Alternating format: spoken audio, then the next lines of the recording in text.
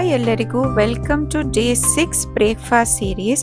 ಇವತ್ತಿನ ಬ್ರೇಕ್ಫಾಸ್ಟ್ ಸೀರೀಸಲ್ಲಿ ನಾನು ನಿಮಗೆ ಟೊಮೆಟೊ ರವಾ ದೋಸೆ ಜೊತೆ ಟೊಮೆಟೊ ಚಟ್ನಿಯನ್ನು ಹೇಗೆ ಮಾಡೋದಂತ ತೋರಿಸ್ತೀನಿ.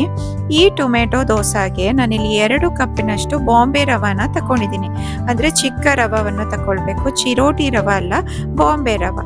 ಇದಕ್ಕೆ 1/4 ಕಪ್ಪಿನಷ್ಟು ಗೋಧಿ ಹಿಟ್ಟನ್ನು ಹಾಕೋಬೇಕು.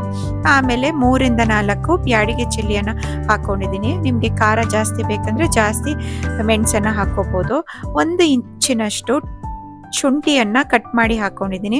ಆಮೇಲೆ 2 ದೊಡ್ಡ ಟೊಮೆಟೊವನ್ನು ಕಟ್ ಮಾಡಿ ಹಾಕೊಂಡಿದ್ದೀನಿ. ನಂತರ ಇದಕ್ಕೆ 1/4 ಕಪ್ಪಿನಷ್ಟು ಮೊಸರು, ಗಟ್ಟಿ ಮೊಸರು ಯೂಸ್ ಮಾಡಿದರೆ ಒಳ್ಳೆಯದು. ಅದಕ್ಕೆ ಅರ್ಧ ಟೇಬಲ್ ಸ್ಪೂನ್ನಷ್ಟು ಜೀರಿಗೆನ ಹಾಕಿ ರುಚಿಗೆ ತಕ್ಕಷ್ಟು ಉಪ್ಪನ್ನು ಹಾಕ್ಕೊಂಡು ಒಂದು ಅರ್ಧ ಗ್ಲಾಸಿನಷ್ಟು ನೀರು ಜೊತೆ ಗ್ರೈಂಡ್ ಮಾಡ್ಕೊಳ್ಳಿ. ಟೊಮೆಟೊದಲ್ಲಿ ನೀರಂಶ ಇರೋದ್ರಿಂದ ಜಾಸ್ತಿ ನೀರು ಹಾಕಬೇಕಾಗಿಲ್ಲ, ನೋಡಿಕೊಂಡು ನೀರನ್ನು ಹಾಕೊಳ್ಳಿ. ಇದಕ್ಕೆ 1/4 ಟೀ ಸ್ಪೂನ್ನಷ್ಟು ಸೋಡಾವನ್ನು, ಬೇಕಿಂಗ್ ಸೋಡಾ, ಅಡುಗೆ ಸೋಡಾ ಇದೆಯಲ್ಲ, ಅದನ್ನು ಹಾಕ್ಕೊಂಡು ಚೆನ್ನಾಗಿ ಈ ಥರ ಮಿಕ್ಸ್ ಮಾಡ್ಕೋಬೇಕು.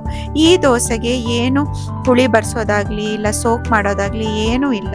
ಹೈ ಫ್ಲೇಮಲ್ಲಿ ನೀವು ಈ ದೋಸೆವನ್ನು 2 ಸೌಟ್ ಹಾಕ್ಕೊಂಡ್ರೆ, ದೋಸೆ ಹಿಟ್ಟನ್ನು 2 ಸೌಟ್ ಹಾಕ್ಕೊಂಡ್ರೆ ಹೈ ಫ್ಲೇಮಲ್ಲೇ ಇಟ್ಟು ಎಲ್ಲ ತೂತು ದೋಸೆಗೆ ಬಿದ್ದ ಮೇಲೆ ನೀವು ಕವರ್ ಮಾಡಿ ಒಂಚೂರು 1 ರಿಂದ 2 ನಿಮಿಷ ಇದನ್ನು ಬೇಯಿಸ್ಕೊಳ್ಳಿ. ಯಾಕಂದರೆ ದಪ್ಪಗೆ ನಾವು ಸೆಟ್ ದೋಸೆ ಥರ ಮಾಡ್ಕೊಂಡಿದ್ದೇವಲ್ಲ, ಸೊ ಮೇಲಿಂದ ಬೇಯಬೇಕು. ಹಾಗೆ ಬೆಂದ ಮೇಲೆ ಈ ದೋಸೆನ ಸರ್ವ್ ಮಾಡ್ಕೊಳ್ಳಿ.